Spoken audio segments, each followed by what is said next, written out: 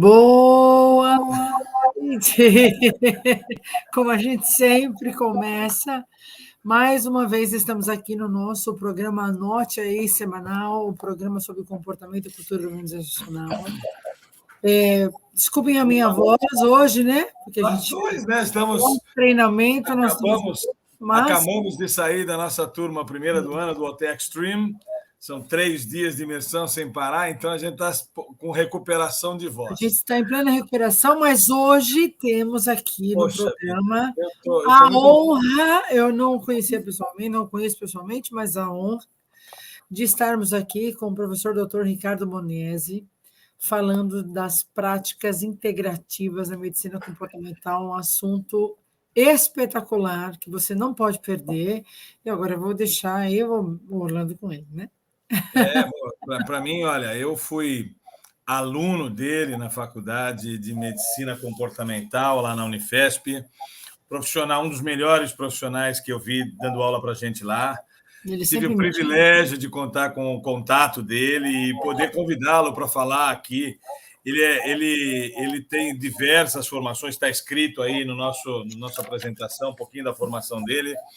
Não vou ficar focando demais na formação, porque tem muita coisa. Ele é pós-doutorado em saúde coletiva, doutor em ciências pela Unifesp, deu aula para nós. Tudo aí na descrição. Medicina comportamental. O cara é muito bom. Foi uma das aulas mais magnéticas que eu esqueci no curso. Acho que eu nunca falei isso para ele, mas né? E eu apresento a vocês, falando sobre práticas integrativas da medicina comportamental, professor doutor Ricardo Monesi. Fala, meu querido, você está bom? Tudo bem, Orlando? Tudo bem, Márcia? Boa noite para vocês, boa noite para toda a audiência maravilhosa. Prazer te ver, Orlando, depois de tanto tempo, né? Você teve aula comigo na medicina comportamental quando eu ainda tinha cabelo ainda, Márcia. Mas eu não perdi esse cabelo pelo exercício da docência, e muito menos pelo amor à medicina comportamental e às práticas integrativas, tá? Muito legal, cara, muito legal. Privilégio ter você aqui. Esse é o nosso 9º episódio. Ricardo, acho que na época, não sei se você se lembra, nós temos uma empresa de consultoria em gestão, que é a Gauss Consulting Group, e temos até está errado aqui meu nome, está escrito Gauss Consulting Group, não consegui corrigir. E temos uma outra empresa especializada em comportamento humano, chamada Olho de Tigre, que há 23 anos a gente atua com treinamentos comportamentais. E agora a gente lançou esse programa, que acontece todas as terças-feiras às 20 horas, e a gente já trouxe aqui especialistas em Enneagrama, vou ver se eu trago muita gente aqui. Isso para nós, tê-lo já no início, você está batizando o nosso programa aqui, de uma certa forma, dando aí o ar da sua graça, sua competência, sua forma de ser. E o assunto, né, cara, que é um assunto espetacular aqui para a gente combinar. Eu não quero que você venha aqui uma vez só, não. Quero que você venha aqui várias vezes, que uma hora é muito pouco para falar do que você já... As práticas são muitas, dá para falar um por um. Mas, Ricardo, se apresenta um pouco para a nossa audiência. Isso aqui está sendo gravado, está sendo transmitido ao vivo pelo YouTube, pelo LinkedIn e pelo Facebook. E depois ele fica gravado, você pode depois compartilhar para quem você achar conveniente para a sua rede de relacionamentos. E também ainda vai depois, a gravação disso vai para outras plataformas, vai para o meu YouTube, vai para uma série de outras plataformas, então aí nós teremos aí uma grande quantidade de pessoas que não estarão assistindo ao vivo, mas estarão assistindo depois a gravação. Se apresenta para a nossa audiência, antes da gente começar a fazer um monte de perguntas, que eu tenho um monte de dúvida aqui. Então, bora lá, né? Primeiro, obrigado, Orlando, obrigado, Márcia, pelo convite. Nós que agradecemos. Um prazer estar aqui com vocês, né? O Orlando, muito gentis as suas palavras. Põe no meio. Oi? Vou colocar você no meio aqui, peraí. Tá. Orlando, obrigado pelas suas palestras aí, pelas suas palestras, que são bem interessantes, né? Já vi algumas no YouTube, né? Parabéns, Márcia, pelo trabalho que vocês vêm desenvolvendo, né? E pela gentileza das palavras, né?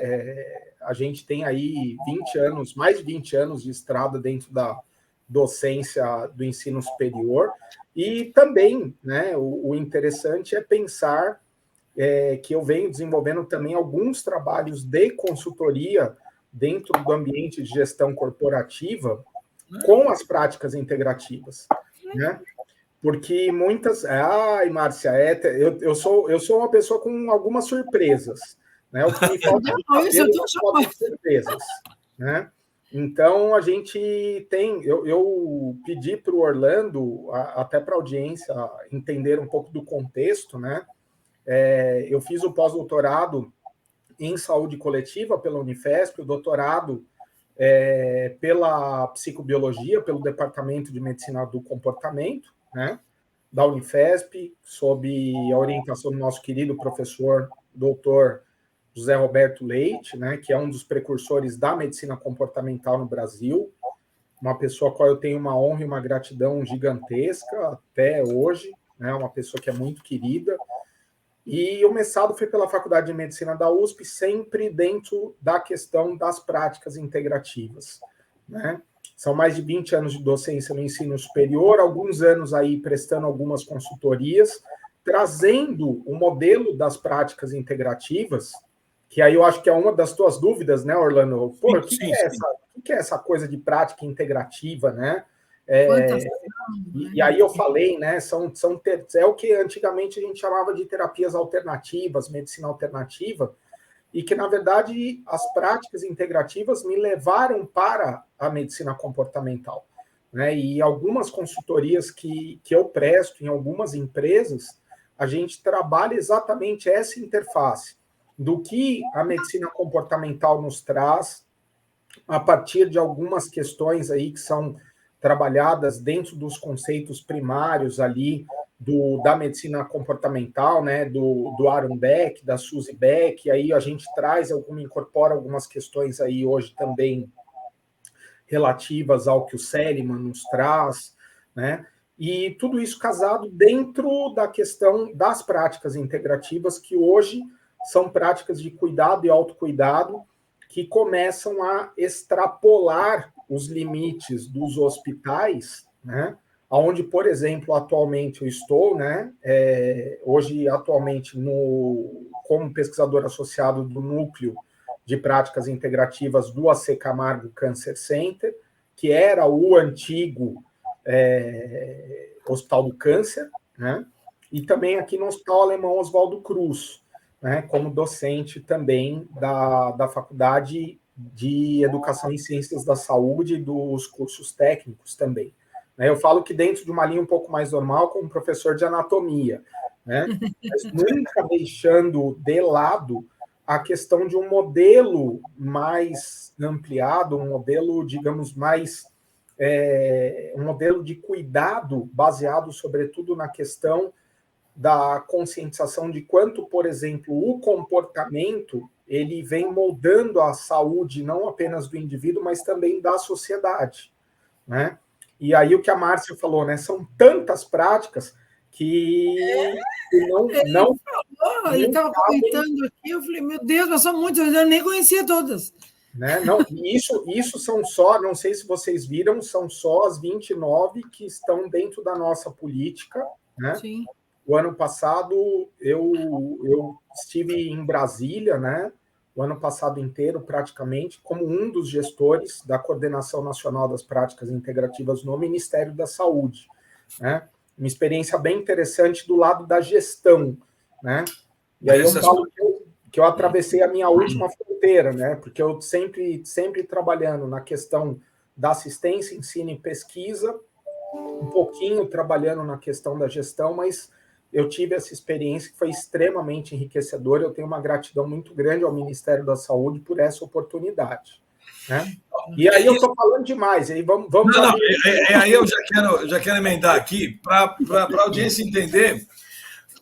Quando nós combinamos o tema, né, que nós iríamos focar hoje, você até me fez uma correção e eu queria que você explicasse essa correção primeiro.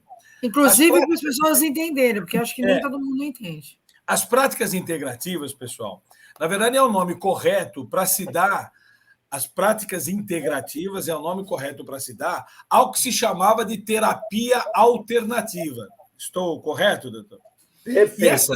E essas terapias alternativas, elas são bastante interessantes, porque eram terapias que em tese, complementavam oficiosamente aquilo que poderia se considerar uma terapia medicamentosa, uma terapia de aperfeiçoamento da saúde.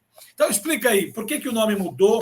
Qual que é a lógica disso? Eu depois vou mostrar aquele link que você nos deu do Ministério da Saúde, falando sobre práticas integrativas. Eu vou deixar aqui compartilhada a tela, no momento certo eu mostro ela para a galera. Tá bom? Perfeito.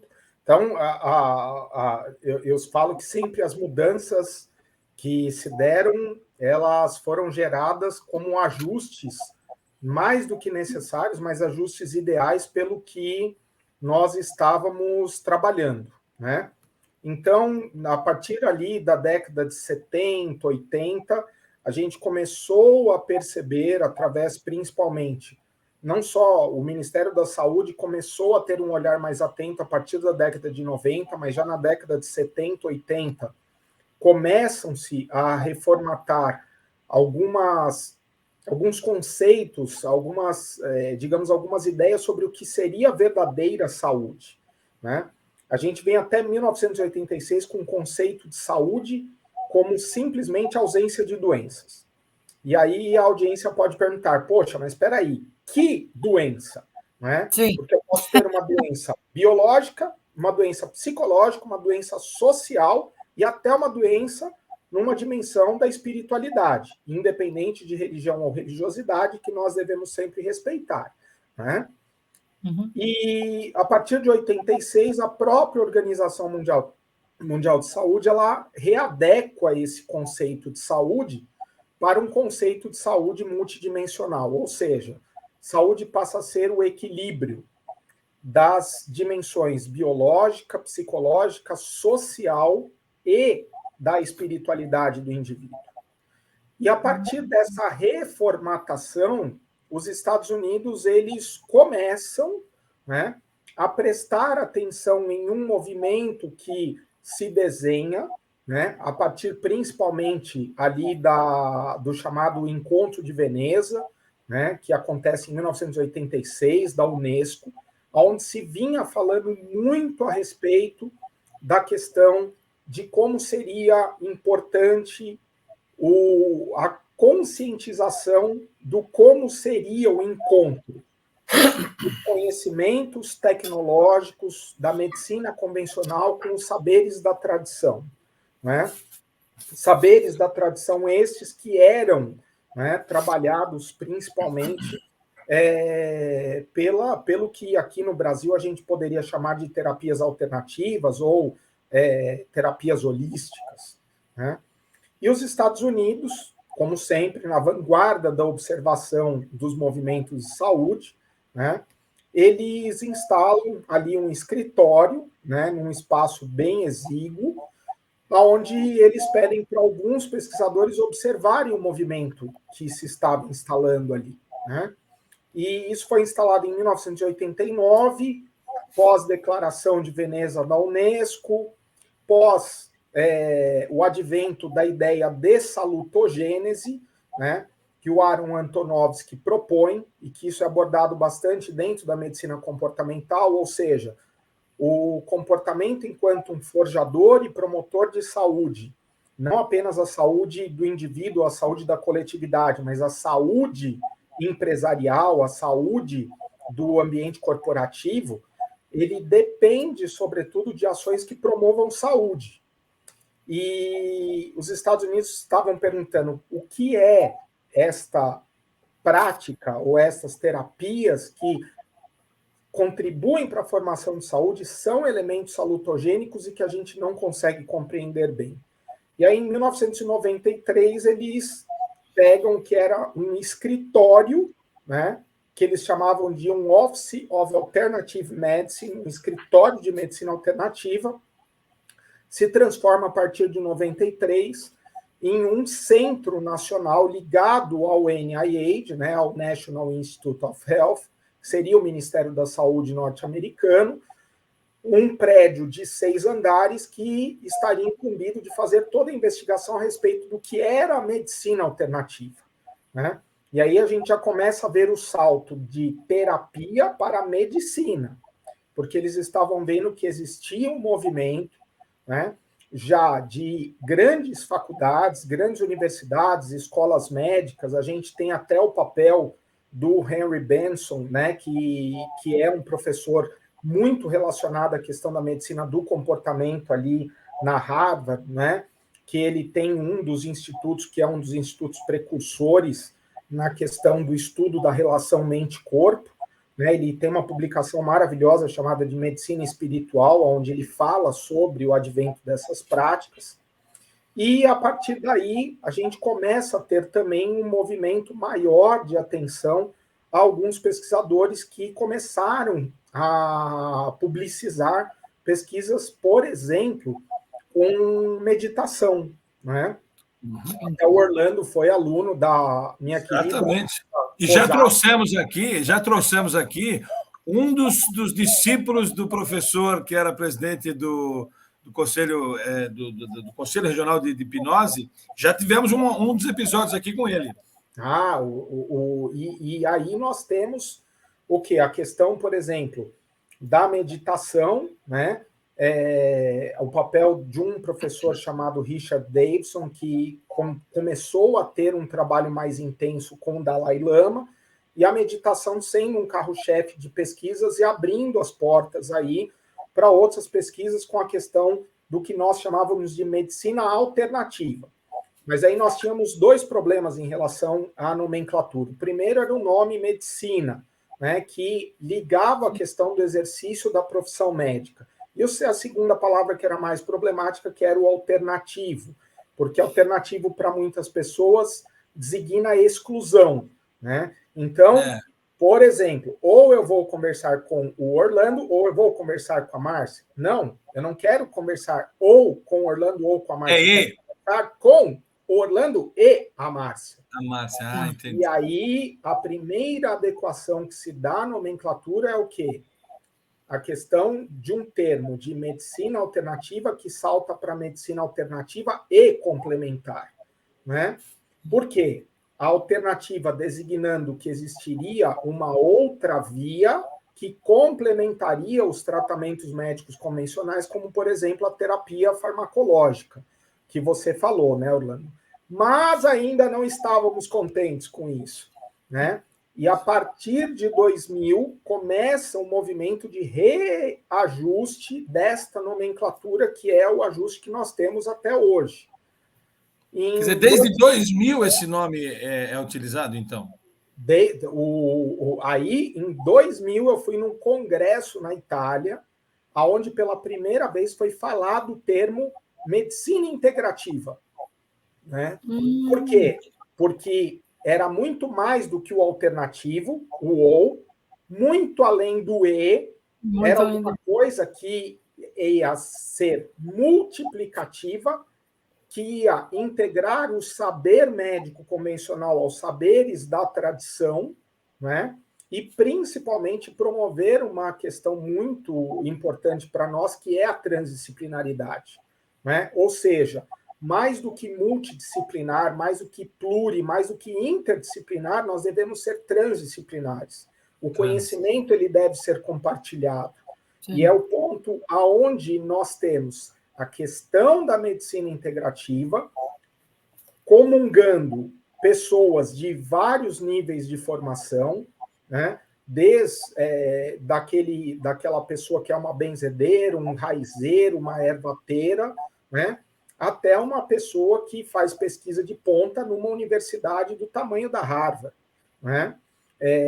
Você teria todos os níveis de conhecimento integrados, você teria todos os sets, o set não apenas da saúde, mas da humanas, da exatas, né? Todo mundo comungando de um final, né? Uma finalidade, que seria a finalidade de promoção de saúde e prevenção de doenças. E aí nasce o termo medicina integrativa. E aí, agora, um pouquinho mais, final da década aí de 2000, a gente tem a consolidação do termo saúde integrativa, não é? E aí, nesse meio tempo todo, você tem a Organização Mundial de Saúde, digamos, querendo ser um pouco diferente, batizando as terapias integrativas ou a saúde integrativa de medicina tradicional, né? O que é uma denominação, na minha opinião, humilde, muito oportuna, porque a gente trabalha com saberes da tradição, né?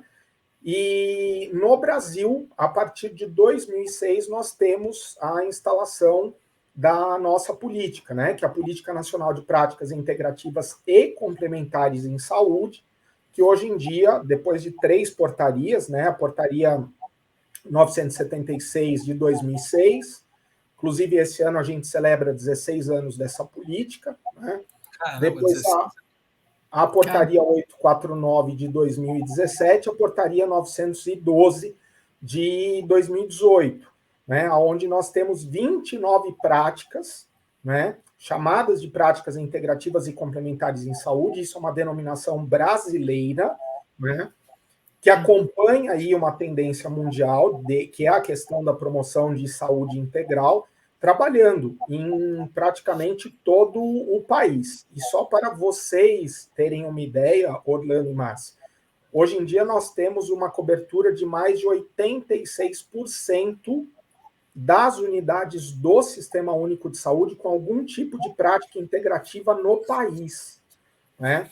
Não com as 29, não com as 29, mas não com as 29, mas com pelo menos uma. Aqui no estado de São Paulo, né, nós temos aí, nas grandes capitais, nós temos unidades básicas de saúde que já contam com quase 20.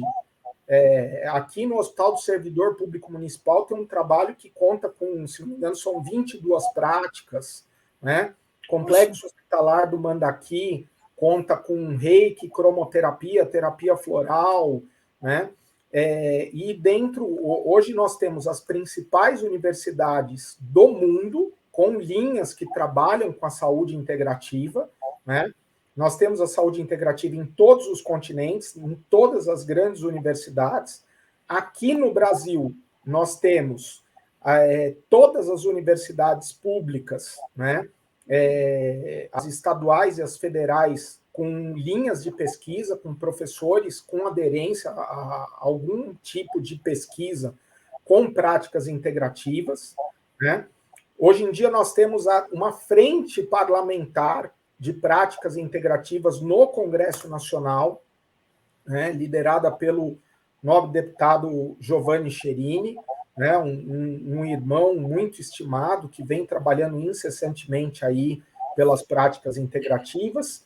E temos, assim, bênção da Organização Mundial de Saúde, bênção do Ministério da Saúde, temos diversos congressos, né? Temos a oportunidade de conversar hoje em dia, principalmente nessa época de pandemia, a gente trabalhou muito a questão das práticas integrativas, trabalhando dentro do set da pandemia, agora no pós-pandemia, e uma coisa que é interessante para se falar dentro do ambiente corporativo, nós temos muitas práticas integrativas sendo utilizadas como um recurso adjunto a estratégias da medicina comportamental, por exemplo, para combate de ansiedade, depressão. O meu pós-doc foi exatamente com a questão do burnout em profissionais de saúde. Já dei consultorias onde a meditação, por exemplo, em grandes empresas, né? A gente teve muito essa questão aí do retorno ao trabalho presencial, gerando um estresse muito forte, e a gente conseguiu trabalhar através de algumas práticas integrativas, como, por exemplo, práticas de meditação, yoga e algumas outras elementos fundamentais para que nós pudéssemos não só reabilitar esse colaborador para a empresa, mas, por exemplo, aumentar a sua performance, no caso do que é o trabalho de vocês hoje, né? Ou seja, a gente tem um universo aí de coisas para trabalhar. Cara, é muito lisonjeiro o que você fala, porque eu desconhecia primeiro essa palavra, prática integrativa, e olha que nós estamos no meio, né? É difícil. Eu não desconhecia essa palavra, ainda utilizava erradamente a palavra terapia alternativa. Agora, uma perguntinha antes da gente aprofundar aqui. Embora você dissesse todas essas bênçãos todas, quem tem que encaminhar alguém para alguma dessas terapias ainda é o médico, não vamos chamar tradicional, mas é o médico alopata clássico, ok? É isso? Quer dizer, esse cara tem que acreditar nisso ou não? Ele tem encorajado? Como é que funciona esse encaminhamento para uma dessas 29 práticas integrativas que eu vou colocar aqui na tela já para todo mundo saber quais são? É o médico que tem que indicar? Esse cara não tem alguns ainda resistentes à bagaça? Não, como é que é? Não. Então, Orlando, boas notícias, tá? Hoje eu vou ser portador só de boas notícias, como sempre. Né? A gente precisa, né, Marcial? Primeiro, Orlando, não é uma questão exclusiva, tá? Não está dentro, por exemplo, da portaria do ato médico, a questão da prescrição ou indicação de alguma prática integrativa, né? Hoje em dia nós temos a indicação de práticas integrativas por todos os profissionais, não apenas só de saúde, mas, por exemplo, por profissionais como vocês que trabalham dentro do ambiente corporativo, né? Já desenvolvi alguns trabalhos onde a gente pegou uma das práticas, né, que tinha, digamos, mais a ver com o perfil de uma problemática ou de um desafio que uma determinada empresa ou um determinado setor estava atravessando, e a partir dali a gente começou a desenvolver programas, né? E a gente tem também a questão da busca espontânea, né? Hoje em dia você tem a população tendo cada vez mais acesso a informações cada vez mais seguras, de mais credibilidade, e só para vocês terem uma noção, hoje em dia, todos os conselhos profissionais de trabalhadores da saúde, à exceção do Conselho Federal de Medicina, eles têm regulamentações próprias para que os seus profissionais trabalhem com as práticas integrativas. Né? Ou seja, é algo muito democrático.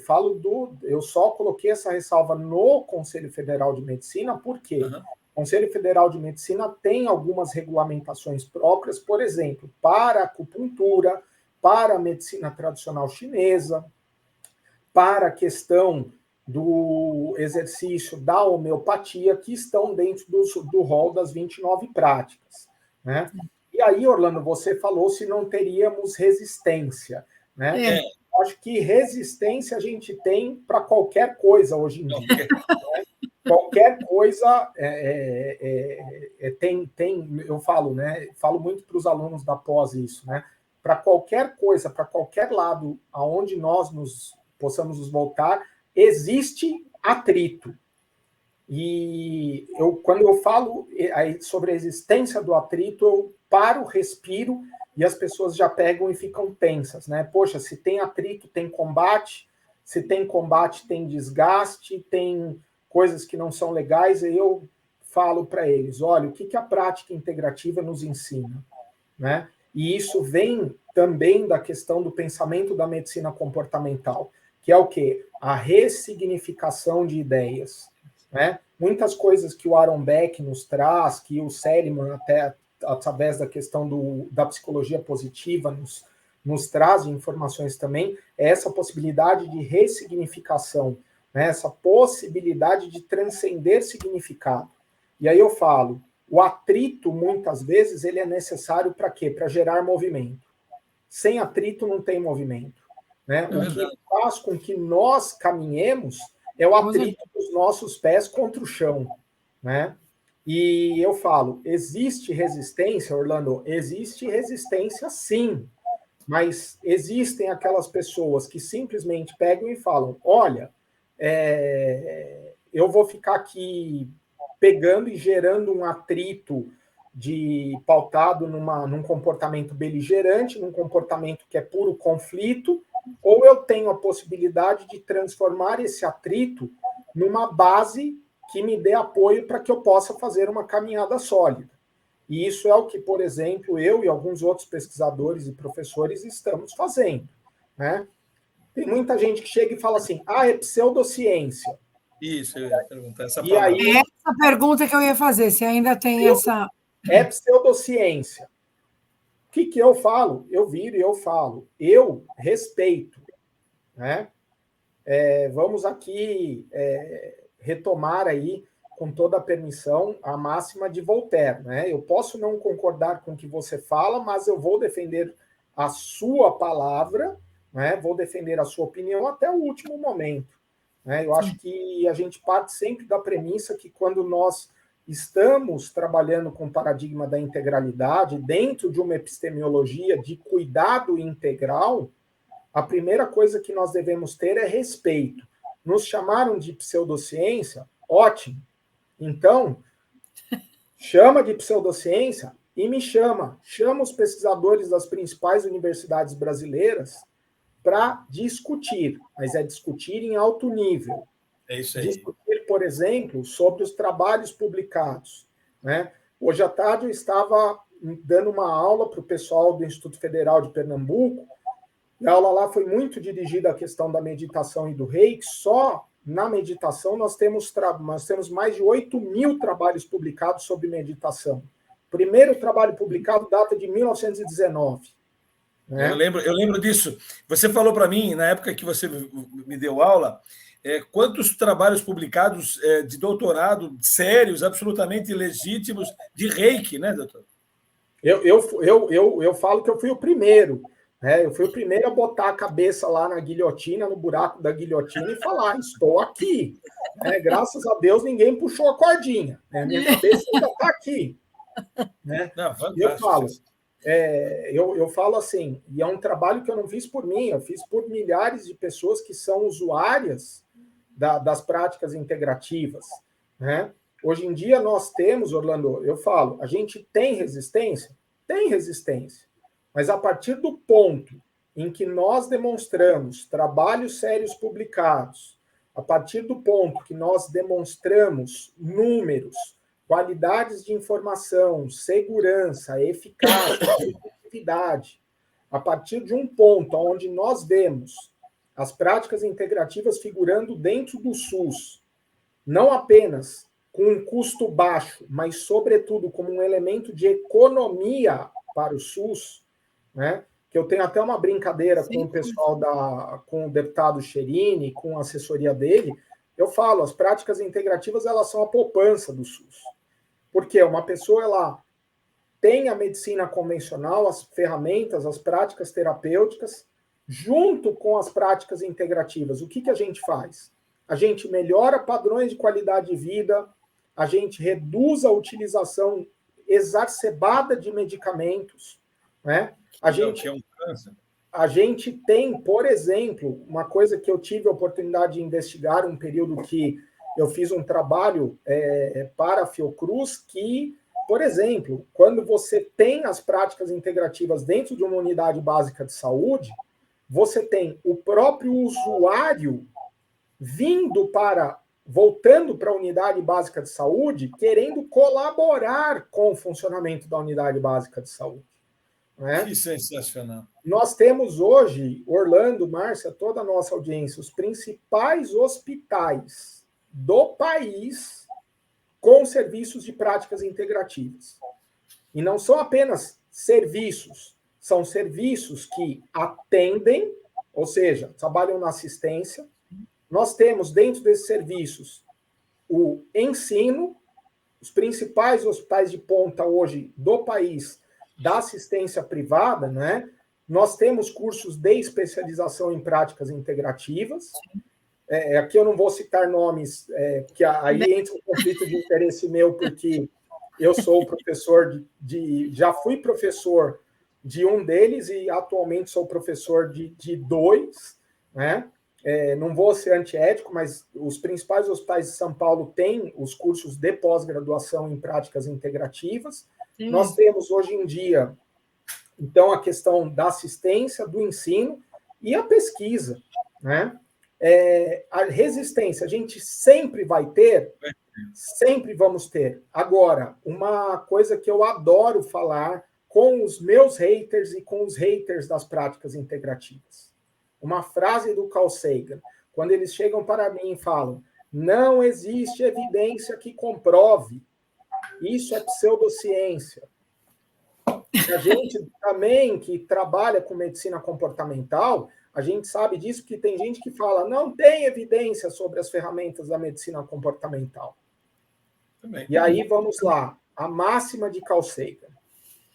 A ausência de evidência não constitui-se como evidência da ausência de um fato ou fenômeno que não mereça ser investigado. Claro, fantástica essa frase. Ou seja, né, para o pessoal aí, né, para os reminiscentes da Santa Inquisição, os guardiões da ciência pura e absoluta, né, que eles estejam me ouvindo falar agora, que com todo o amor que eu tenho no coração, eu não desejo mal a eles. Eu desejo que eles estudem. Eu desejo que eles leiam com características críticas, com pensamento aberto, com criatividade, que nós não queremos afastar a medicina convencional da pessoa que busca as práticas integrativas. Eu gostaria que os haters de plantão, os supremos guardiões, né, do que eles chamam de ciência pura, da hard science, né, o pessoal que vira e fala assim: ah, não, prática integrativa é pseudociência porque não dá para fazer um modelo de pesquisa que seja um duplo cego, placebo, randomizado, controlado, né? E a minha resposta a eles é: este modelo de pesquisa é um modelo de pesquisa consagrado a um padrão ouro, por exemplo, para se tratar, para se testar, para se avaliar intervenções farmacêuticas. Fármacos, né? Fármacos. Só ler um pouquinho sobre fármacos, né? Não cabe para nós isso. Eu falo, claro, existem outras metodologias de pesquisa. Né? Tem uma conversar com a gente. Claro, você sabe, doutor, que eu tenho uma aula que nós temos um curso aqui que se chama OT Science. Todos os nossos cursos começam com a letra OT, de olho de tigre, né? E no OT Science, a 17ª aula vai ser sobre a ciência, a máfia dos fármacos. E uma das coisas que a gente vai colocar nessa aula, a gente ainda não gravou essa aula, mas nós vamos gravar. Estamos lendo muito. Para se aprovar, estamos dando até um spoiler aqui. Para se aprovar um fármaco, ele precisa só ser melhor do que nada, que é o placebo. E detalhe, Orlando, esse nada é muita coisa. É muita coisa, Porque quando a gente entra na investigação do que é o efeito placebo, a gente entra na história de quem é o ser humano dentro da sua própria essência. Sensacional. A gente começa a entender, por exemplo, uma área que é uma área de ponta hoje chamada epigenética. Onde nós temos a questão do comportamento, dando a possibilidade de alterar. Cadê o livro que a gente estava lendo? Estava lendo livros essa semana sobre o DNA, né, Marcia? Então, assim, eu falo, a epigenética ela vem como uma ferramenta para ilustrar, por exemplo, e tem trabalhos fantásticos falando sobre isso. Tem 3 livros de epigenética aqui, e é difícil entender, né, doutor? É uma ciência difícil, cara. É complicadinha, né? É bem complicadinha, mas a gente tem hoje em dia, por exemplo, trabalhos com epigenética que demonstram que uma pessoa que tenha um X determinado tempo de meditação, ela consegue ter alterações dentro da sua estrutura cromossômica de maneira tal a que isso seja um elemento de prevenção ao desenvolvimento de tumores. Sensacional. Hoje em dia, nós temos... Aí é o que eu falo, Orlando, do casamento que nós temos da medicina comportamental com as práticas integrativas. Por quê? Porque são epistemologias, são formas de pensar que são extremamente próximas. Né? E esse nome, práticas integrativas, tem gente que apelidaram de maneira chamada de medicina histórica, como é que você chamou? Medicina tradicional? A OMS chama de medicina tradicional. Né? Por quê? A OMS, em 2002, ela lança o seu primeiro guia, né? Um guia onde ela conceitua e reconhece o que antigamente eram as terapias alternativas e depois evoluem para alternativas e complementares, e hoje figuram como saúde integrativa, essas práticas da saúde integrativa, como sendo elementos que vêm da tradição. Então, por exemplo, para a audiência saber um pouquinho mais, quando a gente fala de acupuntura, você vai estudar a história da acupuntura, você tem registros de agulhas de pedra, né? A gente fala de meditação, a gente vai estudar a cultura, por exemplo, a cultura indiana, a cultura hindu, né? Nós vamos para registros que falam de práticas integrativas que foram encontrados, por exemplo, no papiro Ebers, no papiro Smith, que são datados de, sim, anos e anos antes de Cristo. E só uma coisa, Orlando, porque agora eu estou empolgado, tá? Marcia, você não foi minha aluna, mas o Orlando, lembra quando ele foi meu aluno? Eu não fui aluna, mas eu estava aqui, ele vinha e contava aula, então eu fui, né, coadjuvante. Né? Eu acho que eu sou um dos poucos professores que conseguem ficar quase 3 horas falando em cima de um slide. Né? Verdade, você lembra disso, Orlando? O pessoal virava e falava assim, cara, como é que você pode? Você põe um slide lá e fica 3 horas em cima do slide. É muito legal, é magnífica a aula dele, né? Muito legal. A gente tem um elemento que eu chamo a atenção das pessoas, que é maravilhoso, e você pode visitar pela internet. Depois você coloca Templo de Asclépio ou Casas de Asclépio. Asclépio, né, uma das divindades gregas, um dos deuses que estão presentes, por exemplo, no juramento de Hipócrates, né? Asclépio, que é pai de Géia e Panaceia, né? Outras 2 divindades relacionadas ao cuidado. Nos templos de Asclépio, como as pessoas, como os gregos eram cuidados? Eles eram colocados dentro de templos, aonde eles eram tratados com águas.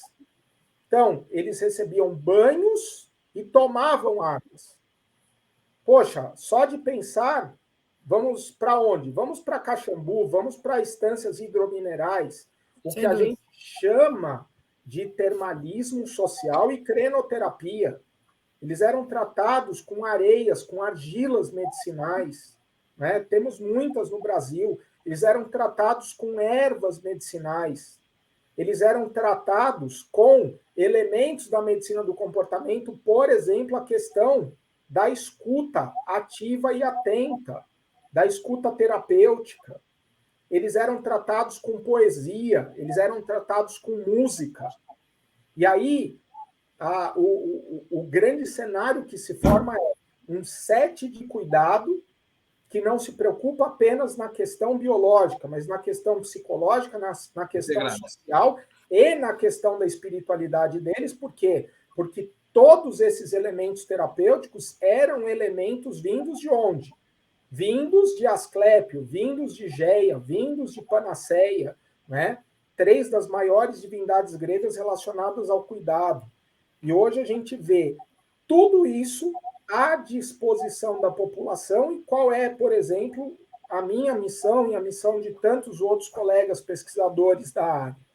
Trazer para a população informações de segurança, informações de eficácia, informações de efetividade, né? Poxa, qualquer pessoa pode usar determinada prática, é segura, né? Nós temos um sistema único de saúde hoje em dia que tem essas práticas, né? Infelizmente, muitas pessoas que são contras aí, né, Orlando, e que infelizmente têm alguns conflitos de interesse aí por trás, né? Vocês já falaram aí de uma das maiores indústrias bélicas do mundo, que é a indústria farmacêutica. A gente ajude que não me gere processo isso, né? Você falou fantástico, é sensacional, é isso mesmo. Que eu não tenha cometido um sincericídio, mas vamos lá, eu não sou inimigo da indústria farmacêutica.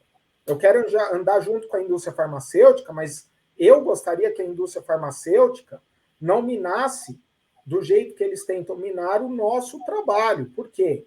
porque eles não nos veem como parceiros deles, eles veem como nossos inimigos. Só que eles se esquecem que os primeiros fármacos a serem desenvolvidos foram desenvolvidos por quem? Pelos alquimistas da antiguidade. Sem dúvida, sem dúvida. Pelos monges que ficavam dentro dos monastérios no tempo das cruzadas, macerando as ervas. Né? Eles esquecem que antes do sintético existia a natureza e que antes do sintético existe, por exemplo, no país, uma política nacional de plantas medicinais e fitoterápicos que também completou agora, no dia 15, 16 anos de idade. Né? Meu Deus do céu. Então, a gente tem um universo. Ô, Ricardo, que coisa louca. Já fomos 50 minutos. Puta que pariu. Peraí, ó. Deixa eu mostrar isso aqui para a galera. Bora lá. As pessoas entenderem a quantidade de opções que existem. É o link, pessoal, que eu coloquei aqui nos comentários, no chat, para vocês clicarem e vão para práticas integrativas. Chama PIX, né? O nome, inclusive, do nosso treinamento, o nome antigo do nosso treinamento é PIX, Práticas Integrativas e Complementares. E aí eu só vou ler rapidamente aqui para as pessoas quais são as 29, né? Então tem aqui, vocês têm essa página no Ministério da Saúde que o professor deu para mim, eu já passei para vocês. Então tem, ó, apiterapia. Vou ler as 29 e depois vou fazer uma perguntinha para você.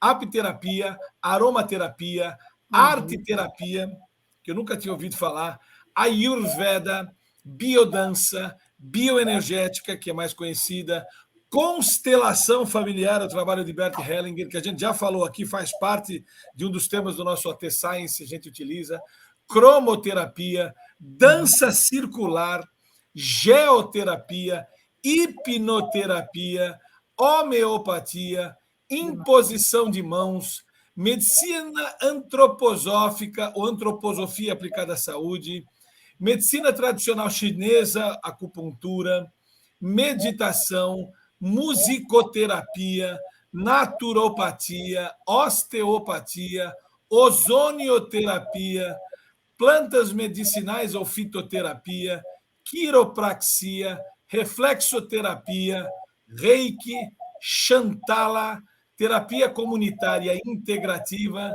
terapia de florais, termalismos sociais ou crenoterapia, yoga. São muita coisa. 29. Professor, qual é o critério para que essas práticas estivessem aqui? Por que não são 32? Quer dizer, qual que é o critério para botar aqui? É qual que é o critério para tirar daqui, por exemplo, o que eu não me falo? Para tirar aqui, por exemplo, a hemotologia do Dr. Luiz Machado, por exemplo, que é uma que a gente aplica no nosso trabalho. Bom, vamos lá. Orlando, Márcio e audiência. Nós temos a política, né, celebrando 16 anos, foi agora no dia 3 de maio, né? E essa política ela nasce em 2006, mas desde 2000 o Ministério da Saúde vinha trabalhando na elaboração dessas estratégias de cuidado, né? E aí eu falo com muita alegria, com muita honra, que desde a primeira reunião eu estava lá, né? Eu fui uma testemunha viva de todo o processo, do nascimento dessa política e de todo o desenrolar dela, né? O que acontece, Orlando? A política ela nasce com 5 práticas, né? Que seriam a homeopatia, a antroposofia, a acupuntura como representante da medicina tradicional chinesa, a fitoterapia e a homeopatia, tá? Se nós formos pensar, por que só entraram 5 práticas dentro de um primeiro ato político? Porque eram as práticas que tinham um maior número de evidências científicas, né? Eram práticas que tinham uma aceitação maior e tinham uma resistência menor em relação a alguns públicos, né? Okay. Conforme foi passando o tempo, a gente teve aí um gap, aí um intervalo de 10 anos entre a publicação da 976 e a publicação da 849, né? Na 849, nós começamos a ter a inclusão de outras práticas que tinham um conjunto de evidências, mas práticas que, sobretudo, estavam muito muito difundidas por demanda livre, por busca ativa do usuário do SUS e também pela questão de pesquisas que estavam pipocando dentro das universidades. Né? Prova disso, por exemplo, era a questão do reiki. Né? O reiki, não que eu queira puxar a sardinha para minha brasa, mestrado, doutorado foi com reiki, mas assim, em 2004, antes do lançamento da primeira portaria que estreou a política, né? 2004 a gente fez um levantamento dentro do Ministério que o reiki era a prática mais utilizada dentro do SUS. Poxa, mas por que não entrou? Porque não tinha corpo de evidências. Né? Poxa, mas espera aí, mas tinha o Ricardo ali pesquisando, tinham outras pessoas pesquisando, mas ainda não tinha um corpo sólido, um corpo básico, forte, né? Robusto. Né? E aí o que aconteceu? Veio a 849, vieram outras práticas na esteira, práticas que eram muito buscadas pelos usuários e que começaram a ter maior conjunto de evidências sendo publicados. Né? Começou, e digamos assim, vamos ser sinceros, né? Não sincericida, porque eu já cometi o meu sincericídio de hoje, né? Eu tenho um limite de 1 por noite, que senão eu apanho de uma pessoa que eu amo demais, que está na sala aqui do lado nos assistindo. Um beijo, amor, né? E ela não quer ficar viúva, né? Mas vamos pensar assim, diminui a resistência de um lado, mas pode aumentar as tensões com outros lados. Né? Mas tem um ponto que não pode ser negado. Você perguntou, Orlando, poxa, mas existem médicos que indicam, que prescrevem? Existem. Existem, imagino. E a gente tem de pensar o quê? Existe a pressão da população sobre a classe política, sobre a classe médica, para que eles possam entender e reconhecer. Né? Eu tive a oportunidade de estar na coordenação de ensino e pesquisa da primeira unidade de pediatria integrativa do Brasil, dentro do Hospital das Clínicas, durante 2 anos. Eu tive a oportunidade de fazer o curso de formação para mais de 180 colaboradores do HC. Totalmente gratuito isso. Né? Eu garanto aí que 40% dos alunos do curso eram médicos. Por quê? Porque dentro da formação que eu dou em reiki, eu tenho o quê? Eu tenho toda uma parte, um arcabouço de ciência, de evidências, de trabalhos sérios, respeitando a essência com ciência. Né? E aí, vamos lá, evoluímos para a última portaria, que é a 912, e dentro dessa última evolução nós tivemos a concretização dessas 29. Por que entraram essas 29? Porque eram 29 que existiam uma alta procura pelo público, ou seja, pressão do cidadão, e também algumas que eram muito utilizadas dentro do SUS de maneira oficiosa e passaram a se tornar oficiais. Isso. Mas é uma política extremamente viva, Orlando e Márcio. Né? É uma política... A demanda foi o critério para incluir dentre as 29, o registro científico, um arcabouço de sustentáculo de pesquisa. O peso, né, desse registro. Peso. Né? Mas desculpa, Orlando, só concluindo. Que eu estou vendo que o tempo voou hoje aqui, né? Nossa, cara. Nós temos aí, por exemplo, né, a constelação familiar, né, a constelação sistêmica. A gente teve um panorama de que ela extrapolou o cuidado em saúde, começou a aparecer, por exemplo, nos tribunais de justiça. Exato, né? Mas ela começou a ser utilizada de uma maneira muito maior. A terapia comunitária integrativa é a única prática integrativa dentro da política que é 100% brasileira. Professora Adalberto Barreto, do campus da Universidade Federal do Ceará, campus Beberibe, né? Professora Adalberto Barreto faz um trabalho incrível com a terapia comunitária integrativa, né? E hoje em dia nós temos ainda essa política, ela está viva, está forte, está robusta, né? Passei esse meu 1 ano, tive essa experiência dentro do Ministério da Saúde, né? Mas a coordenação lá continua, graças a Deus, firme, forte, robusta. Hoje em dia nós temos diversos grupos de pesquisa, tanto nacionais quanto internacionais, e as propostas que vêm, né, Orlando, as perspectivas são de que a política não estacione aqui onde ela está. Né? Por quê? Porque nós temos muitas outras práticas que hoje em dia estão sendo pesquisadas, estão sendo utilizadas e demonstram resultados extremamente efetivos. Dentro do SUS, dentro da saúde suplementar, nos planos de saúde, né, nos hospitais privados e também dentro dos ambientes corporativos. Né? Os planos de saúde ainda não têm aplicação das práticas integrativas ou tem algum plano de saúde que já tem?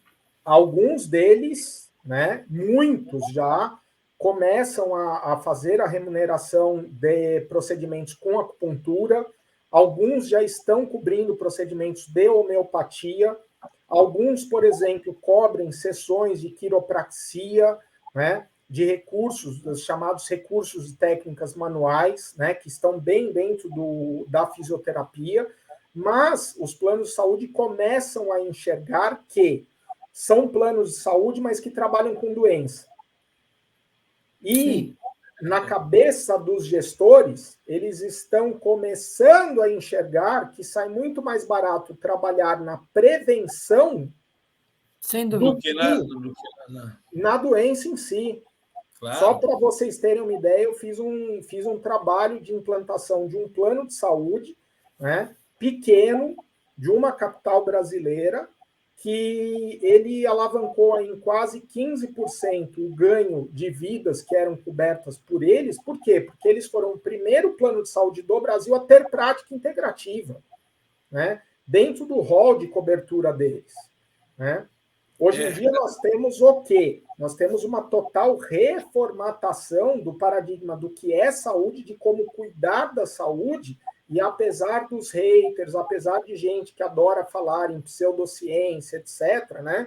Porque a internet é o território mais democrático que existe no mundo, graças a Deus, mas, assim, nós temos opiniões diversas, né? E apesar de às vezes, todas as fake news e falácias e apelidos, né, que eu já tive, sabe, Márcia? Gente virando, me chamando, por exemplo, de bruxo. Hoje eu até citei na aula da tarde que quando me chamam de bruxo agora eu encaro como elogio, né? Me dá vontade de pegar uma caneta e desenhar aqui uma cicatriz do Harry Potter, né? Eu já parto de uma brincadeira já, porque, poxa, eu sou bruxo, né? Poxa, se a bruxaria que eu pratico traz um bem-estar para a população, e funciona, tá tudo certo, né, professor? Bora lá, né? Então a gente deve pegar e, repito, pessoal que chama de pseudociência, o pessoal que é contra, eu me disponho. Vamos discutir. Né? Vamos debater, né, professor? Eu já fui para Brasília participar de audiências públicas. Né? E, assim, que as pessoas que... a nossa audiência que está nos acompanhando hoje, que as pessoas que estejam vendo, elas tenham certeza que são milhares de pesquisadores no mundo trabalhando numa pauta de extrema seriedade. Né? É isso que eu queria trazer. É isso que eu queria trazer aqui com você, professor, porque é muito raro a gente ver um profissional no gabarito acadêmico que o senhor tem, com o rigor acadêmico que você Sim. tem, não só na atividade de docência, mas na atividade de pesquisa científica. Né? Ninguém se torna doutor porque produziu uma bobeira, né? É uma coisa que tem um laço. Uma coisinha toda. Né? Então, cara, nós já terminamos nosso horário, velho. Você acredita? Vamos ter que ficar aqui mais umas 14 vezes, mais ou menos. Mas eu vou colocar aqui, ó, tem um bate-bolazinho final, onde a gente coloca uma vinhetinha e você termina ela, fala que pena alguma coisa, que bom e que tal. Quer ver? Vê a vinhetinha, dá uma olhadinha aqui, ó. Bora lá.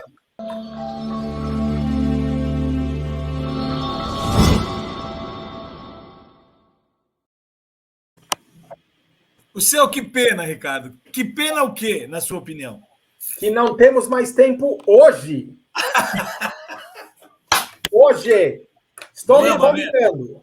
Não é uma merda. A gente podia ficar aqui 3 horas, né? O problema... Nossa Senhora! Ficaria, né, mano? Eu ficaria. O problema é que as pessoas, ou pelo menos as pessoas das mídias, dizem que ninguém fica mais do que 1 hora assistindo uma live. Mas é por isso que a merda, é porque nós estamos nessa merda, porque as pessoas não estudam e não assistem, só ficam assistindo bobeira do Instagram.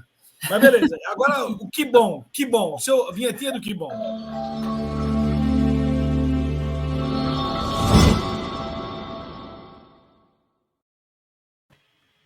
Que bom o quê, Ricardo? Que nós temos, você, Orlando, você, Márcia, que bom que nós temos a plataforma de vocês, o Ota Science, para trazer informações de qualidade para o público. Isso é uma bênção. Puxa vida, agora eu me emociono. Obrigado pela existência de vocês. Nossa Senhora, vocês é que dão Nós brilho. Nós é que agradecemos, né? Para as agora... pessoas entenderem a profundidade de assuntos, está tudo muito raso, né? Infelizmente. E agora, para terminar o seu bate-bolazinho, o nosso que tal? Olha a vinhetinha do que tal.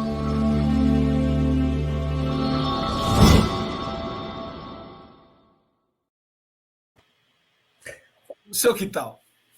Marcarmos outra live. Mas quer ver? Eu estou pensando num que tal aqui, ó. Como é que a gente faria para as pessoas que estão nos assistindo começarem a ser aquela busca voluntária das 29 práticas integrativas? O que ele tem que fazer? Ele tem que ir no hospital. Busca mais informação, como que ele se informa para começar a entender isso? Bom, primeira coisa.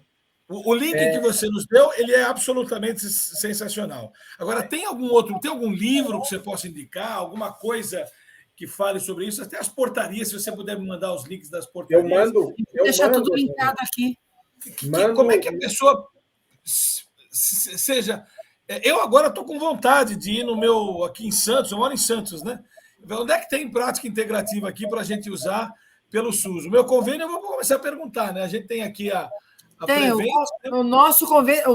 Bom, nós temos vou fazer propaganda aqui, nós temos a Prevent. Ele me mandou para a acupuntura e eu achei o máximo. E está tudo certo. Acupuntura. Eu acho que a acupuntura funcionou melhor que a fisioterapia. Como é que o cidadão brasileiro se torna usuário das práticas integrativas? Qual é o primeiro passo dele? Primeiro passo, entrar no site de vocês, olhar o link que eu mandei para você, Orlando, olhar as portarias, eu vou mandar para você. Prometo até amanhã, dia 18 de maio, né, que hoje eu preciso dar atenção para as mulheres da minha vida. Né, que estão Faça isso. Eu também acho, por favor. Olhem os links que eu vou mandar. Eu vou mandar algumas publicações do Ministério da Saúde, algumas publicações da Organização Mundial de Saúde. Tá? Como é que nós conseguimos saber? Né? Informem-se, por exemplo, na unidade básica de saúde próximo da sua casa, se ela oferta alguma prática integrativa. Na UPA, na UPA, por exemplo, nas UPAs? Não, as UPAs são unidades de pronto atendimento, é pronto-socorro. Apesar de que existem UPAs no país que têm serviços de práticas integrativas. Né? Por exemplo, para uma pessoa que chega com uma crise de ansiedade, hoje em dia você tem algumas unidades no país que contam com práticas para o alívio da ansiedade. Mas nas unidades básicas de saúde, nos chamados postinhos de saúde, né? Né? Hoje em dia nós temos, por exemplo, a possibilidade do cidadão entrar em contato com a coordenação de práticas integrativas e complementares em saúde. Né? Depois eu passo o e-mail para vocês, é o pix@pix.gov.br, né? Escrever lá para a coordenação ou escrever para a Secretaria de Saúde do próprio município de quem está nos assistindo e perguntar: olha, tem oferta de prática integrativa por aqui? O que eu posso utilizar? Né? Hoje em dia a gente tem essa possibilidade de, através de contato direto com a coordenação em Brasília, ou através até mesmo de acionamento da LAI, que a gente chama, né, que é a Lei de Acesso à Informação, o cidadão ele pode demandar essas informações do Ministério da Saúde, e essas informações são asseguradas de que vão chegar a tempo na mão do cidadão. Tá? Fora isso, os principais hospitais das capitais do Brasil, tá? Hoje em dia, isso daí é uma coisa fácil de afirmar. Tem serviços de práticas integrativas e complementares, não só para os pacientes, isso é uma coisa muito interessante, mas também para os familiares, né? E também, sobretudo, para o profissional de saúde. Né? Eu falo que eu, por exemplo, quando eu vou fazer um processo de implantação ou nós estamos trabalhando em projetos aqui, eu sempre tenho que trabalhar o tripé. Né? Não adianta só cuidar do paciente, eu preciso cuidar do paciente, eu preciso cuidar do familiar e preciso cuidar de quem cuida. Exatamente. Eu não cuido de quem cuida, o que acontece? O cuidado ele fica totalmente fragilizado. Nós precisamos ter uma atenção muito forte, muito especial com o nosso profissional de saúde, com o nosso profissional, por exemplo, que é gestor de serviços de saúde, que está em burnout. Né? E algumas empresas, Orlando e Márcia, também oferecem muitas vezes serviços de práticas integrativas para os seus funcionários a fim de reduzir, né, alguns agravos e danos que a própria experiência laboral pode trazer. Né? Nós temos registros aí, por exemplo, de operadoras de valores monetários fora do país que fazem práticas de meditação, fazem práticas de yoga. Eu tive uma aluna, Orlando, no mesmo curso que você fez na medicina comportamental, a gente elaborou um protocolo de yoga que foi aplicado numa grande multinacional e deu um trabalho incrível, né? E o pessoal virava e falava assim, poxa, mas é ginástica laboral já estou, sabe, farto de fazer, não funciona, ou é capenga. Não, era yoga, né? Envolvia o quê? O movimento corporal, mas envolvia também a meditação, envolvia a questão do autoconhecimento, envolvia a questão de respiração, sabe, Márcia? E deu resultados incríveis. Né? Pessoas aí que tinham uma performance laboral super baixa ou muito deficitária começaram a se tornar funcionários do mês. E aí, de repente, não cabia uma foto no funcionário do mês. A gente tinha que ter um grupo, né? Tinha que ter uma parede de funcionários do mês. Né? Por quê? Porque as práticas integrativas, além de trazer saúde, elas trazem muitas vezes movimentos da mente, né? A gente tem de lembrar, né? Rememorar o que significa a palavra emoção. Emoção vem do latim emovere, que é esse movimento da mente, que nos leva a pensar que, para além do trabalhar, o desempenho muitas vezes passa pelo trabalhar com amor, trabalhar com dedicação, ter comportamentos proativos que façam com que o trabalho não tenha o significado ipsis litera da palavra trapalhum, né? Que originou a palavra trabalho, né? Trapalhum, em latim, significa alguma coisa que nos atrapalha. Não, o trabalho não nos atrapalha. Né? O trabalho ele nos engrandece. Né? Nós deveríamos parar de falar entre aspas, eu tenho um trabalho para pensar, eu tenho um ofício, eu tenho algo que me complementa, eu tenho algo que me agrega, eu tenho algo que me faz crescer, eu tenho algo que me faz pensar que eu posso ser mais justo e perfeito e fazer com que a sociedade seja mais justa e perfeita. E as práticas integrativas, elas trabalham todo este conjunto. E aí, novamente, eu reafirmo, que pena que não temos mais tempo, Puxa e tal uma outra live.